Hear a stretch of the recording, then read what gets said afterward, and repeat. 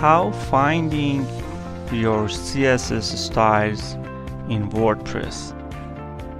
To view or edit your WordPress styles, you should go to Appearance menu and select Theme Editor.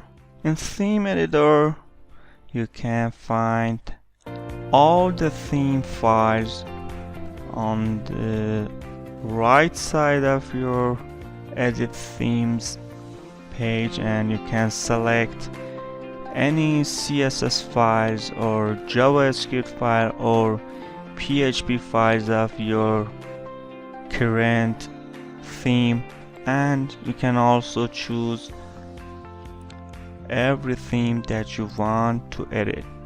So for example, if you want to edit CSS style of your WordPress theme, the main style called style.css, you can click on that file and start to edit any code of your styles here.